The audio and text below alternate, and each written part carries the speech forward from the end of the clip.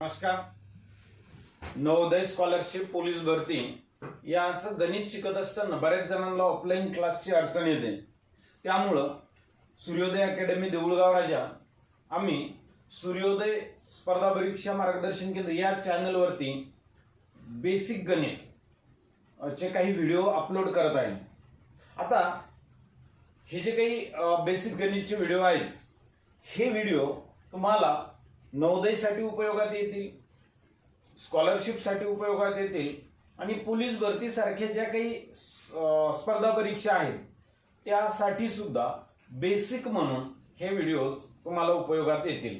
आता आपण सुरुवातीला गणिताची सुरुवात करत असताना आपल्याला संख्या या चॅप्टर पासून जावं लागतं.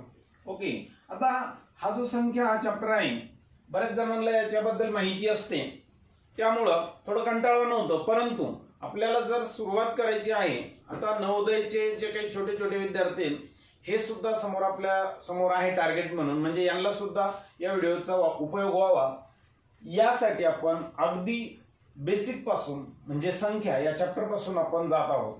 आता संख्येमध्ये सुरुवातीला आपण नैसर्गिक संख्या पहिल्यांदा आपण बघूया. नैसर्गिक संख्या. आता नैसर्गिक संख्या कशाला म्हणायचं बघा, ज्या संख्या आपण गणितामध्ये सरळ सरळ आपल्या मराठी भाषेमध्ये गणती करण्यासाठी वापरतो, मोजण्यासाठी वापरतो, त्याला नैसर्गिक संख्या म्हणायचं. जे काही मी सांगू लागलो तर नैसर्गिक संख्येची डेफिनेशन व्याख्या सांगितली मी, मग ही लगेच लिहिली नाही तरी चालेल. मी याचे सर्व जे काही नोट्स आहेत त्या तुम्हाला PDF मध्ये याच व्हिडिओच्या शेवटी त्या ठिकाणी दिल्या जाईल. त्याच्यानंतर आणि त्याच्या काही PDF आहेत त्या पूर्ण प्रकरण वाईज तुम्हाला वैयक्तिक नंबरला सुद्धा पाठवल्या जाईल. त्यामुळं याचे डेफिनेशन नाही लिहिणं झाले तरी चालतं. बघा, आपण नैसर्गिक संख्येबद्दल बोलत होतो. नैसर्गिक संख्या म्हणजेच त्याला परत मोज संख्या असं सुद्धा म्हटलेलं आहे. आता हा शब्द तुम्हाला बऱ्यापैकी नवीन असेल, परंतु हा जो शब्द आहे मोज संख्या, हा सुद्धा एक दोन वेळेस परीक्षेला विचारलेला आहे. मोज संख्या कशाला म्हणतात तर नैसर्गिक संख्याला.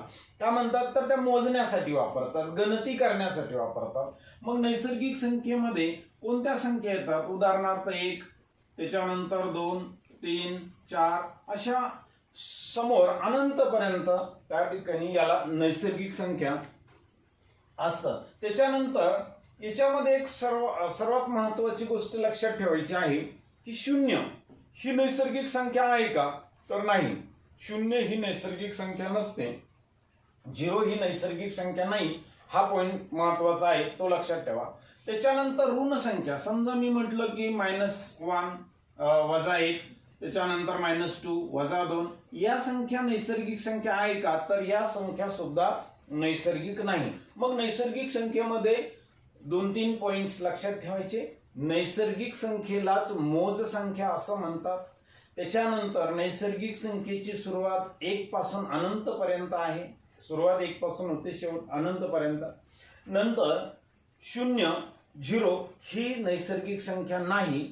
त्यानंतर मायनस, आपण त्याला ऋणभारित संख्या असं म्हणतो, तर त्या सुद्धा नैसर्गिक संख्या नाही. एवढ्या 2-3 गोष्टी नैसर्गिक संख्येच्या बाबतीत लक्षात ठेवायच्या. त्याच्यानंतर आहे बघा समसंख्या.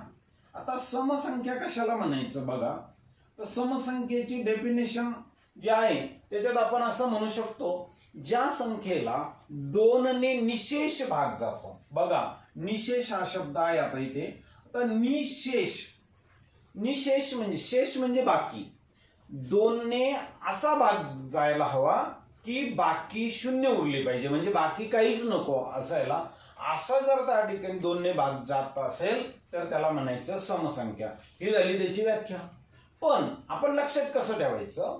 लक्षात असंही ठेवू शकतो की ज्या संख्येच्या एकक स्थानी 0, 2, 4, 6, 8 हे अंक असतात त्या संख्येला समसंख्या असं म्हणतात. आता एकक स्थानी म्हणजे एकदम स्टार्ट करताना, किंवा आपण आपल्या भाषेमध्ये ज्या शेवटी असा शब्द सुद्धा वापरू शकतो लक्षात राहण्यासाठी. शेवटी म्हणजे कसं, समजा मी असं म्हणालो की 148 148. आता याच्यामध्ये याला 8 हे जे आहे ते आहे एकक स्थानावरती. मग एकक स्थानावरती आहे, आपण आपल्या भाषेमध्ये असंही म्हणू शकतो की हे संख्येच्या शेवटी हा अंक आहे. मग हा शेवटचा अंक जो आहे तो 8 आहे, म्हणून याला म्हणायचं समसंख्या. मी जर आता असं म्हटलं की 111 111 तर ही समसंख्या आहे का, तर नाही, कारण त्याच्या शेवटी एकक स्थानी 0 2 4 6 8 हे अंक नाही. जर आपण असं म्हणालो की 1116 1116 1116 ही संख्या सम आहे की विषम आहे, तर सम आहे का, शेवटी 6 आहे. ओके. नंतर जर समजा मी असं म्हणालो की 13 सम आहे का, नाही, कारण 0 2 4 6 8 नाहीये त्याच्यामध्ये शेवटी. नंतर आपण जर असं म्हणालो 134 तर ही समसंख्या आहे. त्याच्यानंतर आपण जर म्हटलं की 19 सम आहे का, तर नाही, कारण त्याच्यामध्ये 0 2 4 6 नाहीये. मग जर असं 190 म्हटलं तर त्याला समसंख्या म्हणता येईल. अशा प्रकारे एकक स्थानी 0 2 4 6 8 हे अंक जर असतील तर त्याला म्हणायचं आहे समसंख्या. आता ह्या ज्या समसंख्या आहेत ह्या समसंख्येला जर 2 ने भाग दिला तर बाकी 0 उरते, म्हणून त्याला आपण निशेष भाग जातो असं सुद्धा म्हणू शकतो. 0 जर बाकी उरली तर निशेष भाग जातो असं आपल्याला म्हणता येईल. त्याच्यानंतर आहे विषम संख्या. विषम संख्या.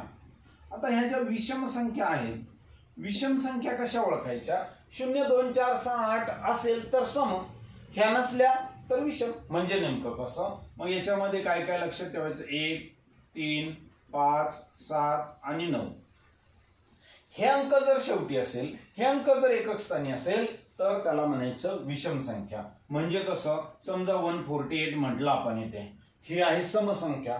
पण इथे जर आपण असं म्हटलं की 1481 1481 याला म्हणायचं विषम संख्या, कारण शेवटी काय आहे, एकक स्थानी काय आहे, 1.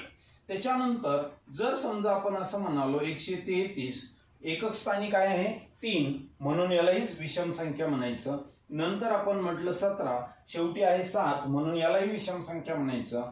जर 19 म्हटलं तर यालाही विषम संख्या म्हणायचं. बघा, शेवटी जर 1 3 5 7 9 असेल तर त्याला म्हणायचं आहे विषम संख्या. त्याच्यानंतर आहे बघा पूर्णांक संख्या. पूर्णांक संख्या.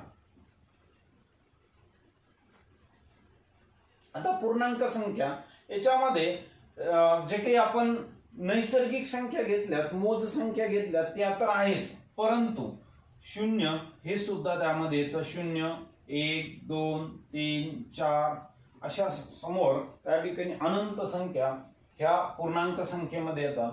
याच्यामध्ये एकच लक्षात ठेवायचं, नैसर्गिक संख्येमध्ये 0 नसतं आणि पूर्णांक संख्येमध्ये 0 असतं, एवढं लक्षात ठेवायचं. आता तुम्हाला याच्यावरती जास्त प्रश्न राहतात, सम आणि विषम संख्येवरती. ओके. आता पोलीस भरतीचे जे काही विद्यार्थी आहेत त्यांनी हे सुद्धा लक्षात ठेवू शकता की ज्या क्रमवार समसंख्या आहेत त्या क्रमवार समसंख्यांचा मसावी 2 असतो. छोट्या मुलांनी हे नाही लक्षात ठेवलं तरी चालतं.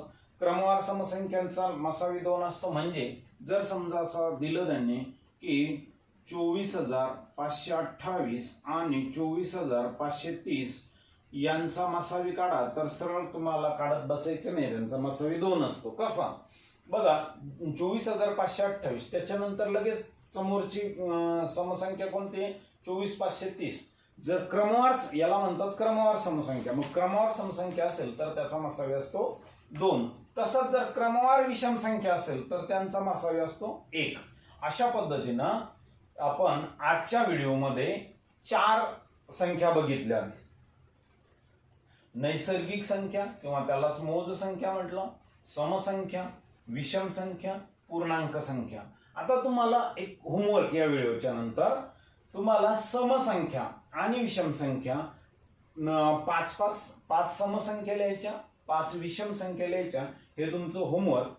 नंतरच्या व्हिडिओमध्ये आपण इतर संख्या बघू. एक 7 8 10 प्रकार आपण जे परीक्षेला येऊ शकतात अशा पद्धतीचे संख्येचे प्रकार बघूया.